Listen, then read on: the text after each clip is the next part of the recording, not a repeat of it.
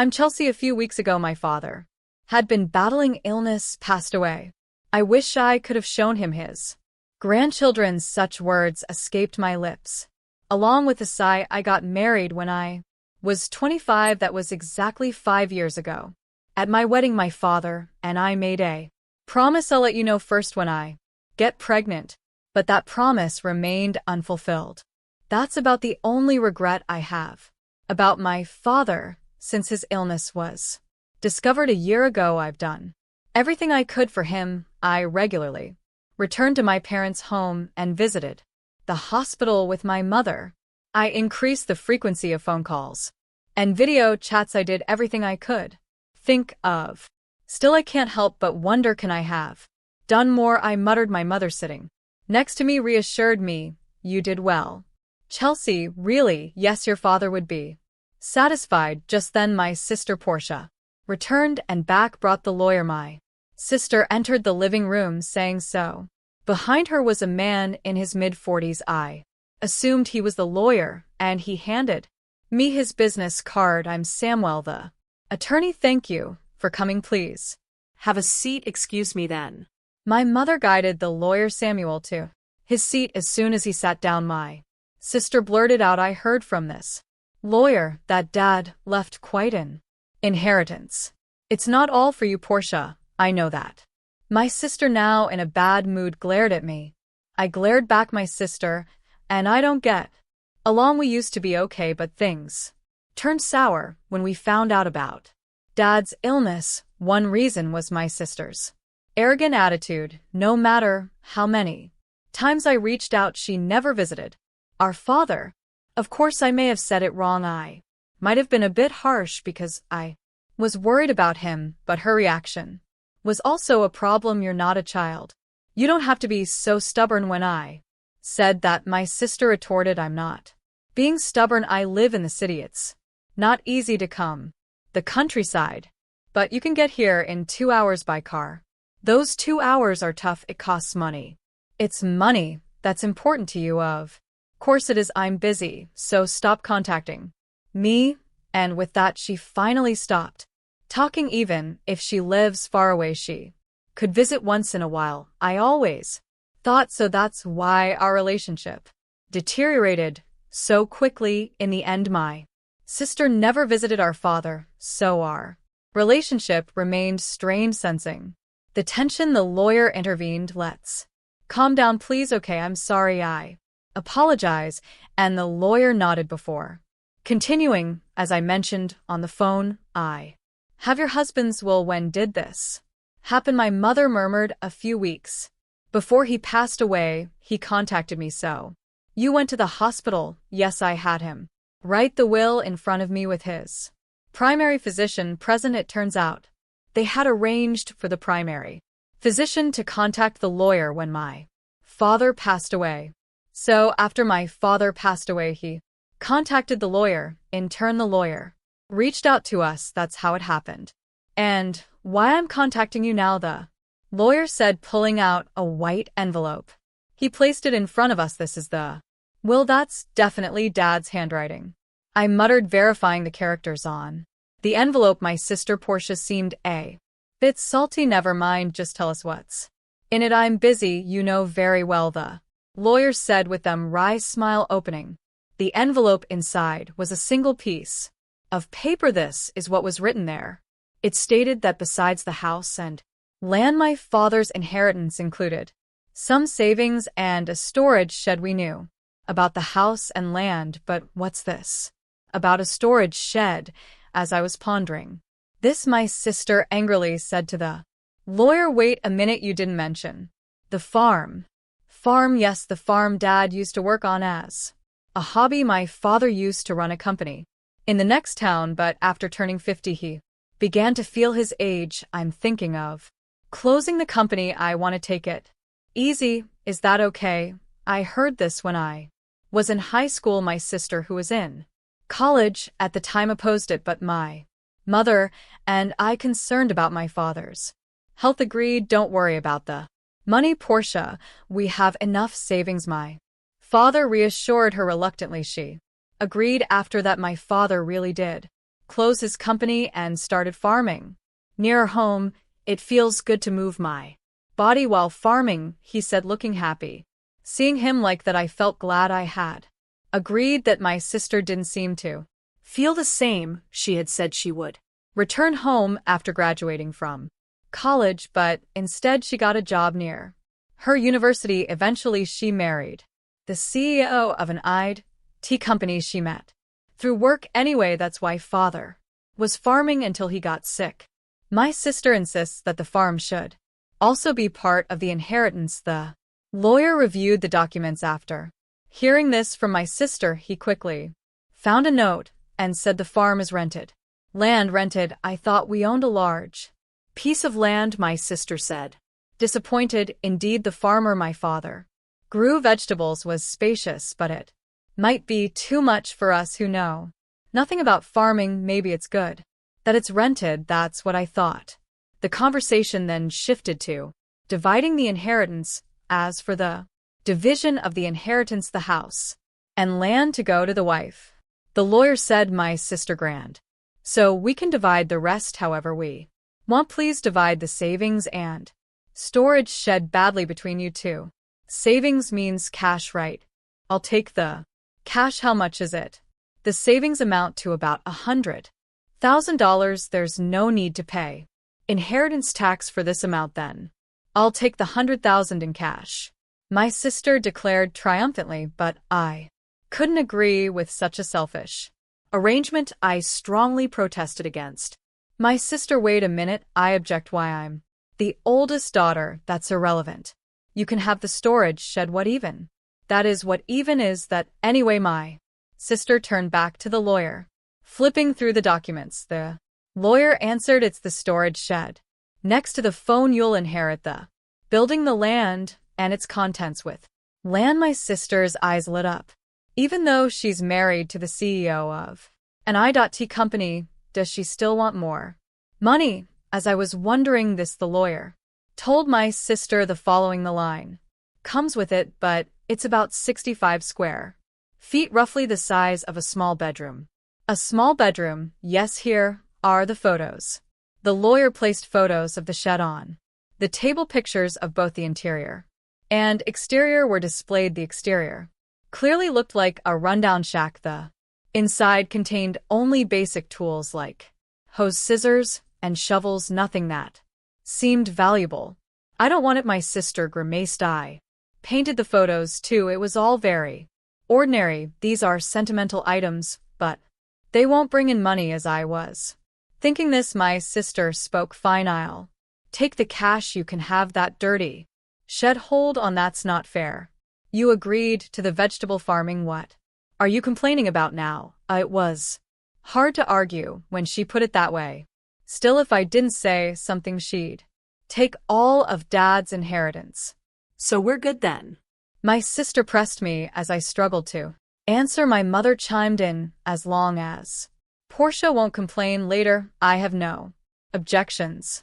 There's no way I would. Then Portia gets the cash and Chelsea gets the shed. Okay. It's settled then, my sister grinned. Feeling uneasy, I immediately objected. Well, I'm not satisfied. Oh, give it up. But you're so greedy, aren't you? That's not it. You're such a hassle. You care more about Dad than money, right? My sister's words left me speechless. Of course, family is more important than money. Money is important, but it's not something to compare with family. While I was thinking this, my sister quickly ended the conversation. In the end, my mother got the house and land. My sister got Dad's savings. All that was left for me was the dirty shed. After that, my sister signed a document promising not to complain about the inheritance division. Laughter. She laughed, laughing loudly. I was full of complaints. I couldn't help but vent to my mother. Mom, why didn't you help me? I did help you. How you decided with Portia? That's not true. I made sure you got the shed. I'm not happy about getting that shed. You might find something surprisingly good if you look closely, my mother said with a smile. I could only puff out my cheeks in response. The next day, I took the key from the lawyer and headed to the shed near the field. it was a 10-minute walk. From home, a rural road, where no one else passed by. I finally reached the field my father had rented for the past year. He had been hospitalized, so the field was empty. I opened the shed with the key. Wow. It's dusty. The shed was quite dusty. Probably because no one had cleaned it. Still, there might be something sentimental from Dad thinking this. I looked around the shed, nothing special. Here it was just a dirty shed after all. All I found were tools that I use for farming. They could be considered sentimental, but they weren't anything special. Maybe I should just take what's inside for now, I mumbled, looking around the shed. That's when I noticed something. Huh. It looks smaller than from the outside. Maybe it was the dim light, but the inside of the shed felt a bit cramped. Is it just my imagination thinking this way? I stepped outside the shed, but something still felt off. After pondering for a bit, I decided to walk around to the back of the shed. The back side was adjacent to a thicket of various trees. To my surprise, there was another door there. Wait, another entrance at the back, I gasped. When I looked from inside the shed, there was only a wall, meaning the only entrance was the door I had used. Yet from the back, there was a door. What's going on? I thought about it. A door on the back should be visible from inside, too, but it wasn't. That meant there had to be a wall in between. In other words, there was a space accessible only from the back. The moment I realized this, I got excited. This must be Dad's surprise. Dad always loved surprises. He even surprised me on my birthdays. Memories flooded back, and I found myself tearing up. I quickly returned inside the shed and began searching for the back door key. If it was down, but he would have hidden it somewhere in the shed. With that gut feeling, I rummaged through the shed. After a while, I found 2 keys hidden in the handle of a shovel. I went around to the back and tried one of the keys in the door. With a click, the door opened. What could be in here? The space inside was indeed cramped. Only about 3 feet wide, a large safe stood alone in the space. Is this from Dad's company? I recognized the safe. It was the same one I saw in the corner of his office when I was a child. Nostalgic, I hugged the safe. This was a true memory of my father. I felt fulfilled. This alone made the inheritance worthwhile, but knowing Dad, this couldn't be the end. There's got to be more surprises, I muttered, and inserted the second key into the safe. With a slightly rusty sound, the safe opened. What? No way. The moment I saw the contents, I was stunned. Inside was an unexpected inheritance. What should I do? Oh, I have to tell Mom. I locked the safe and rushed to my mother. After explaining the situation to her, I called my husband, and with his help, we moved the safe from my parents' house. Then it hit me, the contents of the safe were undoubtedly Dad's. However, if it's part of my inheritance, including the shed, I might have to pay inheritance tax. Better get this checked out thoroughly. The contents of the safe were clearly valuable. I decided to consult the lawyer. Inheritance tax, for that you should. According to the lawyer, it's better to consult a certified public accountant, so I got a referral to an accountant from a friend. I left all the complicated matters to that accountant. Have a year passed in this way. Just when I thought things had finally settled down, my sister showed up near my home. What brings you here all of a sudden? Well, I had some business at our parents' house, so you stopped by. Yes, something like that. My sister's behavior was strange. Funny, no matter how you look at it. Even if my home is close to our parents, it is still a 20-minute drive. We're not the kind of sisters who would casually visit, especially after the tension of her Dad's inheritance. It's not a relationship that comes to play carelessly. I couldn't shake off my suspicion as I looked at her. Meanwhile, my sister, acting a bit nervous, asked, "Can I come in?" "Sure, but what's the matter?" "I have something to talk about," my sister said, forcing a smile. Reluctantly, I let my sister into the house. After I served some coffee, she started to fidget, and then began to speak. "So, did you win the lottery or something?" "What? No, I didn't." "Then did your husband Get a bonus, I tilted my head puzzled eye. Never buy lottery tickets because I'm not interested. My husband, who's a salaried worker, does get a holiday bonus. But it's not that time of year. What on earth is she talking about? Confused, I asked her directly. Hey, what are you talking about? Suddenly, my sister got angry. What are you making fun of me? No. What are you talking about? Money. You have it, don't you? Money. Yes, I heard about it. My sister began to speak excitedly. It was a story from a few days ago. Living in the city, my sister had run into our aunt by chance. The woman started the conversation like this. I know how hard it's been for you since you lost your father. Are you doing okay? Yes, well, I visited him many times when he was sick. Thank you, but you must be relieved, right? Getting such a big thank you gift. Thank you gift. Yes, your sister sent me a 500 gift card as a thank you for visiting him. A gift card, needless to say. What caught my sister's attention was the gift card. Hearing that I had sent it, she was convinced I had come in some extra money. You got a windfall, didn't you? Just admit it. My sister interrogated me. That's what this is about. I sighed. My sister didn't like my attitude and yelled, what's with that attitude? Are you mocking me? No, it was a thank you gift. So, where did you get the money for it? That's what I want to know. From the inheritance, remember. Inheritance? Yes, I got the inheritance, so I sent thank you gifts to relatives who had helped us. Upon hearing Miss my sister frowned. All you got was that dirty shed? Yes, that's true, but you can't sell that for money. But there was a safe inside it. That's where the real inheritance was. A safe, real inheritance. I carefully explained to her about the watches in the safe. They were all valuable, collected by my father as a hobby during his lifetime. However, I didn't know their exact value. On the other hand, the remaining savings were about $100,000. Considering he was a business owner who could retire early, that amount seemed small. That led me to think he might have invested a lot in those watches. If they're valuable, you'll have to pay inheritance tax, my mother had said after seeing the contents of the save. What should I do, Mom? When I asked, my mother thought for a moment and advised things like this always come out. You should declare it properly. How? Well, let's ask that lawyer we spoke to recently.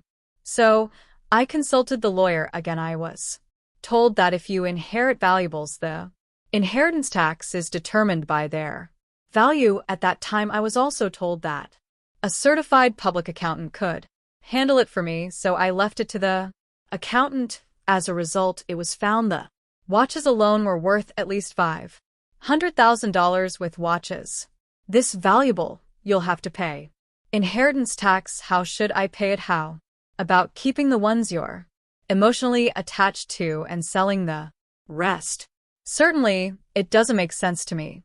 Who doesn't know the value to hold on to such expensive watches? I'd rather someone who understands their worth have them. With that thought, I sold some of the watches. I used the money from the sale to pay the inheritance tax and sent thank you gifts to the relatives who had helped us. Those thank you gifts were the gift cards my sister was talking about.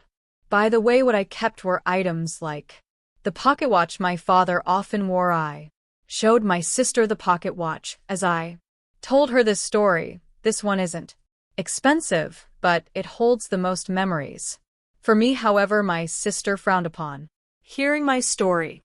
What, you don't have any left? No, there are still some in the safe. Where's the safe? It's at Mom's. The safe is too big for this house. It's the one Dad used at his company. My sister looked away, seeming deep in thought. I felt uneasy seeing her like this, but right after that she stood up and said, I'm leaving now that I know where the money came from, and left. Considering how money-minded my sister is, I thought she might demand some of the money from the watch sales. I was relieved she left without making a fuss. However, in my relief, I forgot the unease I had felt earlier. My sister isn't that understanding. I had forgotten that. I was reminded of this late that night when I got a call from my mother. Chelsea, it's urgent to come over. Right away what? Happened, Mom? It's just really bad. My mother was frantic and unclear. My husband and I rushed to my mother's house. As we approached, we noticed something strange. The area around my parents' house was lit up in red. What's going on? The reason became clear as we got closer. Several police cars were parked outside my parents' house. I pushed through the crowd and called out to my mother. What happened, Mom? Well, Chelsea, you see. According to my mother, it was after 9 p.m. Feeling tired, she'd gone to bed already. Soon after, she heard strange noises. Sounds like someone searching for something came from beyond the door. Oh, it's a burglar. That's what my mother thought instantly. However, she was the only one in the house feeling helpless. She decided to escape through the window. Looking back, she saw the light of a flashlight moving inside the house. This is definitely a burglar. Convinced, she ran to the neighbor's house and said, "Help, there's a burglar." Hearing this, the neighbor immediately came out. They too saw the swing light my mother was pointing at and called the police, thinking it was a burglar. However, it wasn't a burglar at all. It was my sister, who had sneaked into the house. She had gone to rummage through the safe. After hearing my story, neither my mother nor the neighbor had any way of knowing this. Soon the police arrived, and naturally my sister was shocked, realizing she was in trouble. She tried to make a quick escape.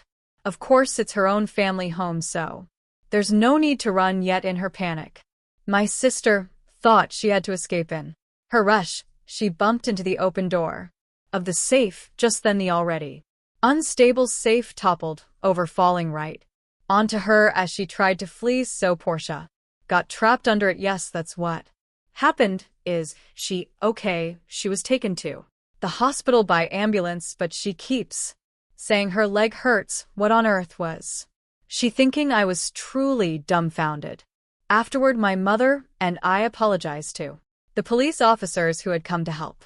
Feeling bad for calling so late, I also phoned my sister's husband. Wait, you're saying Portia broke into her own family home and got injured? Yes, that's correct. What is Portia doing? She doesn't even do housework. I'm really sorry about my sister. That's it. I'm filing for divorce. Divorce?